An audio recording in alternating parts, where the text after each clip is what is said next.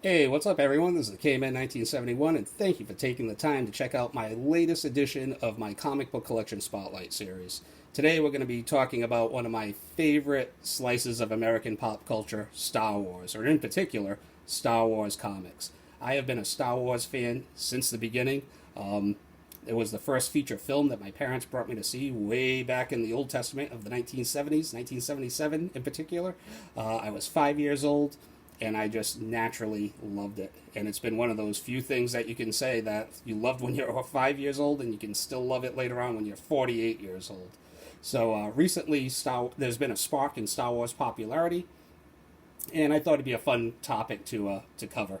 I'm a longtime Star Wars comic book fan also, so I'm not going to go through my whole long box of Star Wars comics, but I'm going to go through some of my highlights, basically some keys, favorite stories, favorite covers, variants, oddities, some fan service, some character spotlights on characters like, say, Boba Fett, some undervalued comics, first appearances, and the state of fandom. So, without further ado, let's jump right in. To give this some kind of structure, I'm going to start off with the Marvel comics from the original 1970s series, jump over to the Dark Horse era, and then, of course, back to the Marvel Disney era. So, kicking it off, the book that started it all and allegedly saved Marvel Comics, Star Wars #1. Once again, one of these books, I don't like to say a sure thing, but this book, I don't ever see it going down in value as the years go on. And man, I just love it. Star Wars #2, and this will be my also great key.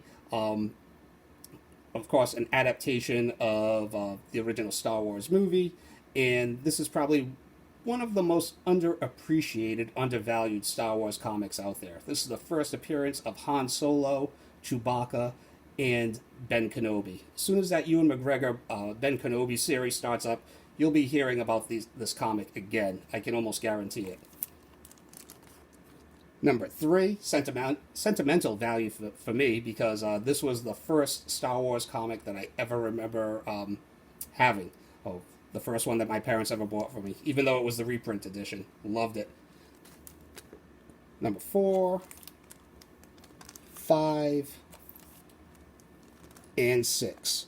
And that is that covers the official adaptation of the original Star Wars movie. Now, some other highlights from that series would include issue #7. This would be the first expanded universe Star Wars story that wasn't based on the movies. #16, just a placeholder for right now, as you can see that writing that annoys the hell out of me in the upper right corner. But this is the first appearance of the bounty hunter. I believe his name is Wolf? I'm not sure. Then we have the adaptation of The Empire Strikes Back. And for my money, this is the best movie adaptation ever, bar none. So here we have #39 with this classic Darth Vader cover. #40. #41, which has gained a little bit more interest this year because I guess it contains a cameo of Yoda. And of course, this book's been hot for a while, but it really blew up this year. Star Wars #42, the first appearance of Boba Fett in comics. And man, I don't know. I don't think there will be an ongoing Boba Fett series on Disney Plus, because I think that would be a little bit too derivative, running alongside The Mandalorian. But if they're going to have, like, say, a Boba Fett special or feature film on Disney Plus, I think that would be outstanding. Star Wars #43, first appearance of Lando Calrissian, another book that's taken a little bit of a spike because there's rumors now that there might be a Lando series on Disney Plus. And Star Wars #44, which is the final chapter of the Empire Strikes Back adaptation. So, to go along with those Empire, while we're on the subject of the Empire Strikes Back, you should also seek out Marvel Super Special #16, which predates Marvel Comics number 42? Yes, #42. So, if you really want the first appearance of Boba Fett, I would go after this one. But if you want something that predates that, I would go with this adaptation. This is Star Wars The Empire Strikes Back, the little paperback edition. And this predates all the other adaptations of The Empire Strikes Back, as far as I know. And the way that you can tell is the artist didn't really know what Yoda was going to look like, so Yoda definitely looks different than the Yoda that we know, and different than the Yoda that's featured in all the other adaptations of this movie. So the first true appearance of Boba Fett and the first true appearance of Yoda, as well as Lando Calrissian, right here, and another book that I feel is incredibly undervalued. Just because, well, I don't think most people know about it. I happen to own this way back, back during when Empire Strikes Back was out. I was buying anything with Empire Strikes Back on it. So, very nice. Move some out of the way. Speaking of Boba Fett, you can't go wrong with this. This is the first mention of the Mandalorians. People say this is Boba Fett's origin issue, and it is not, but that is a kick-ass cover. We have Star Wars number 81, which also features Boba Fett, and this kind of, not that it's going to be in canon any longer, but this features how he survived his ultimate demise in Return of the Jedi. Just a very cool anniversary issue, and these last couple of issues of Star Wars were really underprinted, so the stories aren't good, the art isn't good, but as a Star Wars collectible, they're still pretty cool to have. And of course, the very last issue, Star Wars number 107, book I just picked up, I believe, last year. Oh, poor Lando. What do they have him dressed up as? Horrible. So, and Marvel also, shortly before that, had their adaptation of Return of the Jedi. So, every good Star Wars fan, you have to have all the comic book adaptations of the original trilogy, or as Kevin Smith put it, the holy trilogy. So, here's number 1, number 2, 3, and 4. And within this story, I believe we have the first full appearance of Jabba the Hutt in his traditional Jabba the Hutt form, as well as Emperor Palpatine. And just like Empire Strikes Back, there was also a Marvel Super Special Edition that I believe predated the miniseries, Marvel Super Special number 27. And that will pretty much cover all the original Star Wars content from the original Marvel series. Moving on to Dark Horse. And good thing for Dark Horse, too, because at least that kept Star Wars going for a while, and they did a good job for what they had to work with. So, Dark Horse Comics number 7. The only historical preference, or rather significance of this issue Star Wars-wise, is this is the first Star Wars story published by Dark Horse. But what really put Star Wars on the map with Dark Horse was this series right here, Star Wars Dark Empire. I stated earlier in an earlier haul that I'd go into greater detail about this series, but I really can't do that without spoiling it. But let's just say that there's elements of the Emperor coming back from the dead, being cloned, offspring from Han and Leia, Luke being tempted by the dark side, and it was a really cool follow-up for Star Wars, for some starved Star Wars fans such as myself, and it was a cool follow-up to after Return of the Jedi. Better than what anything that Marvel gave us for what they thought would happen after Return of the Jedi anyway. There was also a couple of follow-up series that weren't quite as good, but there was Dark Empire number 2 and Empire's End, which finishes out the trilogy. It just gets a little bit repetitive with the Emperor without going into too much detail. But it was a cool little trilogy. The art really takes a nosedive in Empire's End, though. Just fair warning. Moving along. Another underappreciated comic, Boba Fett, The Bounty on Barkuda. Now, according to Wizard, way back in the day, this is the first solo Boba Fett comic, basically. The first time Boba Fett headlined his own comic book. So, considering how popular Boba Fett is and how popular he will become, depending on Disney Plus, definitely an underappreciated comic. I've seen this book go for maybe like $5 to $10 recently on eBay. So, I would definitely snatch this one up. I wouldn't be surprised if you could get it out of a dollar bin somewhere. Book that you cannot get out of a dollar bin, and if you can, good for you. Star Wars Tales number 7, which features a cameo hologram appearance of Boba Fett's daughter.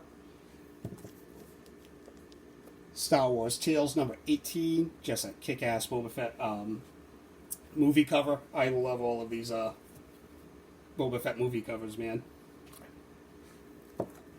There's another really cool cover, Star Wars Underworld, which I want to say that Marvel just recycled this image in, I believe, one of their Bounty Hunter variants.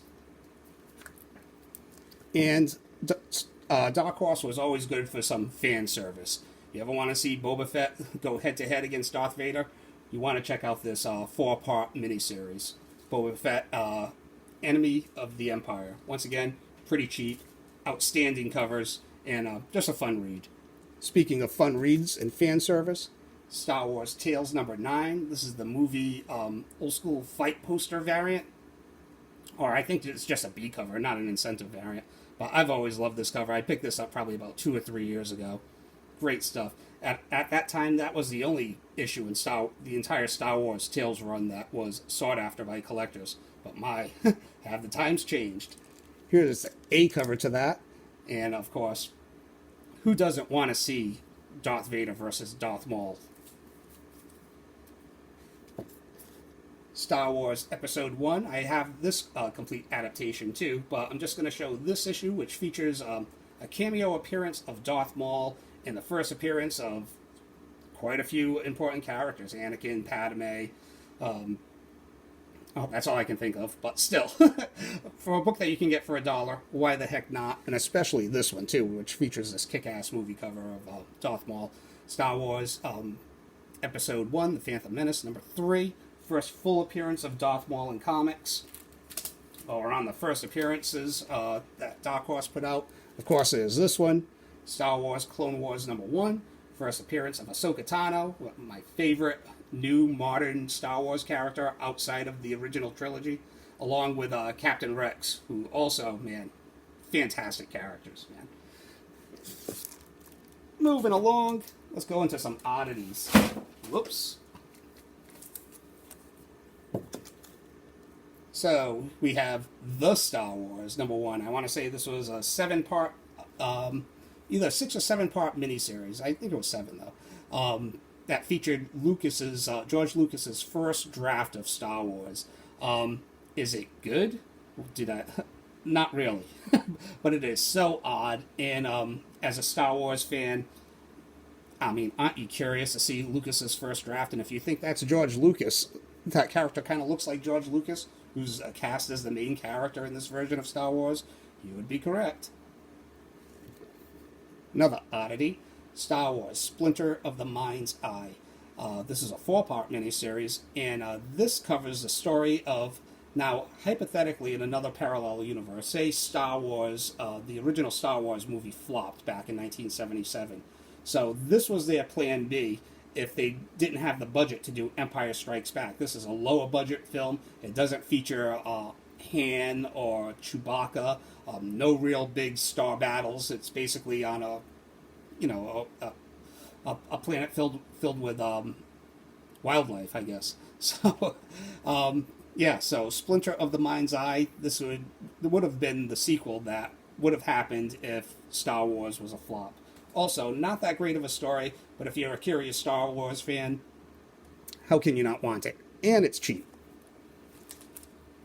Alright, some cool covers by Mr. Adam Hughes. Star Wars Classics number 1, featuring Slave Leia. Star Wars Rebel Heist number 2, another beautiful Leia cover. From Adam Hughes to Alex Ross. Star Wars number 1.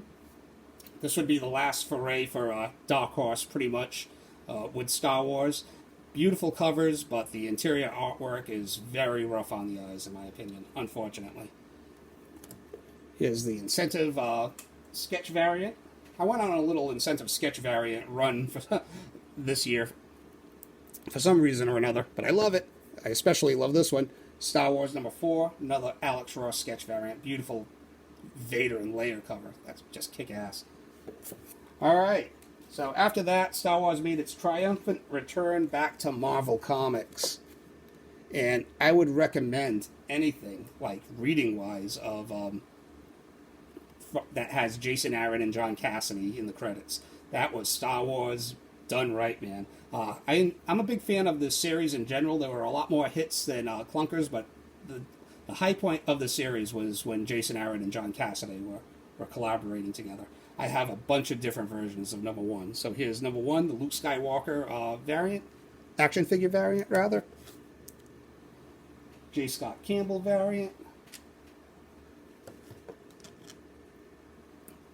Beautiful Alex Ross variant, Luke Skywalker. This was my favorite variant. Out of all the variants that came out, this was the one that I wanted the most. The Alex Ross homage to Star Wars number one. And of course, here's a sketch variant to that I just picked up this year. Star Wars number two, the Han Solo action figure variant, which was all sorts of hot when it first came out. It took me a while to be able to track one of these down. Princess Leia number one. This is the Mont Brooks variant, and I just love how it has all these different iconic moments from Leia's history in the original trilogy within her silhouette. Awesome cover. Along with Star Wars number one, they came out with an awesome, kick-ass Darth Vader series, which I will definitely recommend this entire 25-issue series. I think there was one annual that came out with it, too. Fantastic stuff. So here's Darth Vader number one. And of course, another book that's been popular since it first came out, but it's recently spiked again as of lately, Darth Vader number three, the first appearance of Dr. Aphra. Speaking of which, Dr. Aphra number three, this features the first Star Wars 40th anniversary variant, which I just think is a kick-ass cover. I know it was hot at one point, I'm not sure if it is or not, but nevertheless, love that Darth Vader cover.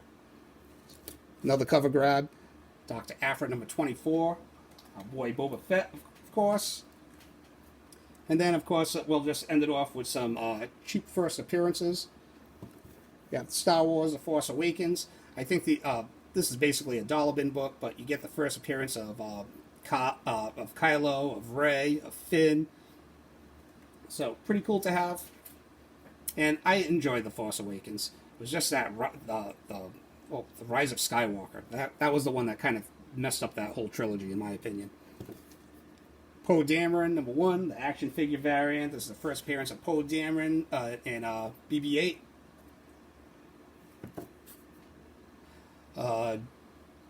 Star Wars Rogue One, number one, the Jyn Erso action figure variant. Of course, this is the first appearance of the Rogue One squad. And who's that name of that dude that I forget, but I guess there's rumors that there's going to be a spin-off or I forget the guy's name, but you know the one I'm talking about, the one that died with her at the end. And of course, the latest spec, Kanan, Last Padawan, number one, which features first appearance of Kanan and cameo appearance of Sabine Wren as well as Ezra, and Kanan number 6, first full appearance of Ezra and Sabine Wren, allegedly. So that will pretty much do it. That's all I have this time around. I think Star Wars fandom is overall in a pretty damn good place.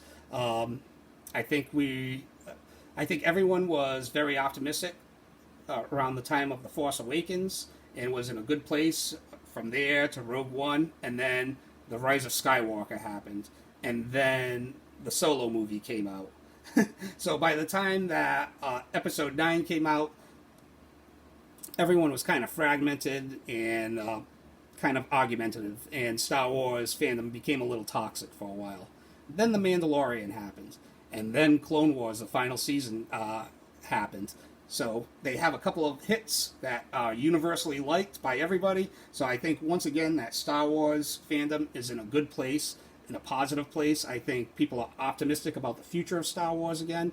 So, yeah, let's all jump in, once again, into a galaxy far, far away. So thank you all for watching, liking, and subscribing. Thank you all to all the essential workers that are keeping us afloat. And I will see you all later. Peace out. Did I just say peace out?